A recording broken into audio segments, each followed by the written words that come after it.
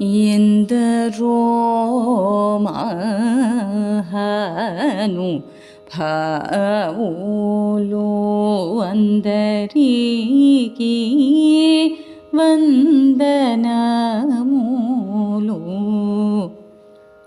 అందరికీ నమస్కారం.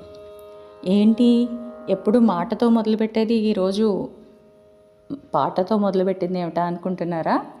ముందే చెప్పాను కదండి, ఆధ్యాత్మికతని శాస్త్రీయ సంగీతంతో మిళితం చేసి ఈసారి ఇంకాస్త గొప్పగా చెప్పుకుందాం అనుకున్నాం కదా. అదే ఎంతోమంది వాగ్గేయకారులు వారి వారి కోణాల్లో రామాయణాన్ని, అందులో ఉన్నటువంటి ఘట్టాలని అనుభవించి వాళ్ళ కృతులలో నిక్షిప్తపరిచి పాడి మోక్షాన్ని పొందారు.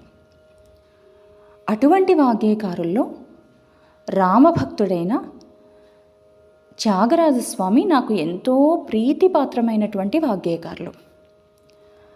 ఆయన రాసినటువంటి కృతుల్లో జానకీదేవి యొక్క గొప్పతనాన్ని రామునికి చెప్తూ, మా జానకీదేవి ఇంతటి గుణవంతురాలు కాబట్టి ఆమెని నువ్వు పరిణయమాడటం వల్ల నీకు అంత యశస్సు కలిగింది అని త్యాగరాజస్వామి చెబుతారు.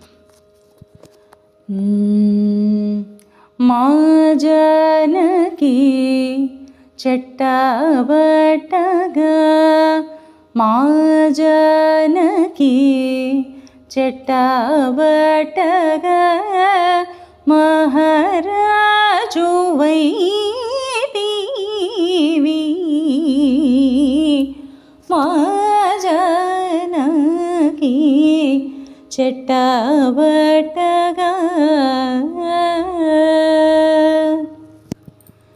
ఏమయ్యా రామయ్య, మా జానకీదేవి నీ చెయ్యి పట్టుకొని నిన్ను పరిణయమాడింది కాబట్టే నువ్వు మహారాజు అయ్యావయ్యా.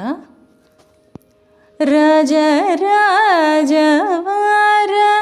రాజీవాక్ష విను, ఓ రాజరాజా రాజీవాక్ష వినవయ్యా. రావణరియని రాజిల్లు కీర్తి, రావణారివని రావణాసురుడి అరివని, అరి అంటే శత్రువు, నీకెలా వచ్చిందయ్యా ఆ కీర్తి? మా జానకి చెట్టబట్టగా, కనకేగియాయ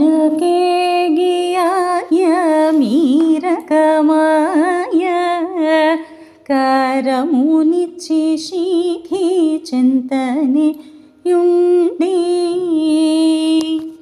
దానవుని వెంటనే జనీయ శోక తరుమూలమునయుండి,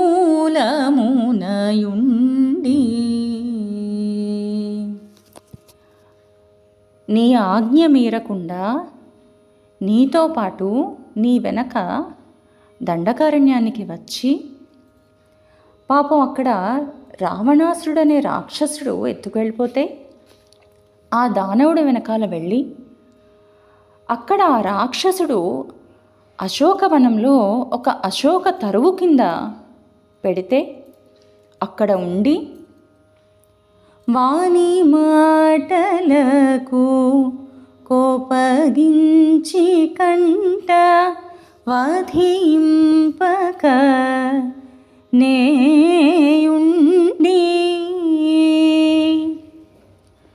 అక్కడ రావణాసురుడు వచ్చి వినలేనటువంటి మాటలు మాట్లాడుతూ ఉంటే అంత పతివ్రత ఒక్కసారి రావణాసురుడి వైపు చూస్తే సరిపోదా? భస్మమైపోడా?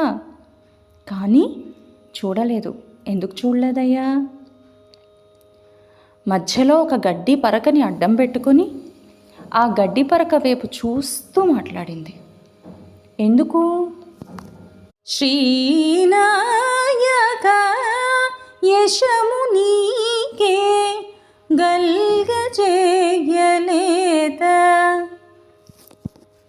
నీకు యశస్సు కలగాలని నువ్వొచ్చి రావణాసురుని సంహరించి తీసుకువెళ్ళాలని, ఆ యశస్సు నీకే కలగాలని ఆమె రావణాసురుడి వైపు చూడకుండా, భస్మం చేయకుండా నీకు మిగిల్చింది. మరి మా జానకీదేవి అంత గొప్పది కాదా అయ్యా? మా జానకి చెట్టబట్టగా, మా జానకీదేవి చెయ్యి పట్టుకుని పరిణయం ఆడావు కాబట్టే నీకు అంత యశస్సు కలిగిందయ్యా రామయ్య అని త్యాగరాజస్వామి ఎంతో అందంగా చెప్పారు ఈ కృతిలో.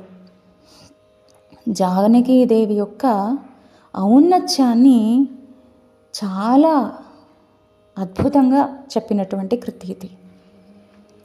అయితే ఇంకొకటి కూడా మనం చెప్పుకోవాలి. రామాయణంలో హనుమ వచ్చి, అమ్మా నువ్వు నా మీద ఎక్కువ, నేను నిన్ను తీసుకెళ్ళిపోతాను అంటే సరదాగా అసలు హనుమ శక్తి ఎంత అని పరీక్ష చేయడం కోసం అడుగుతుంది.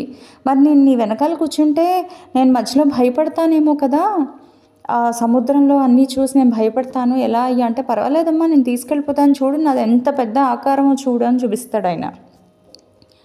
కానీ ఆవిడంటుంది, నేను కూడా ఇలాగ దొంగతనంగా నీతో వస్తే రావణాసురుడికి రాముడికి తేడా ఉండదు.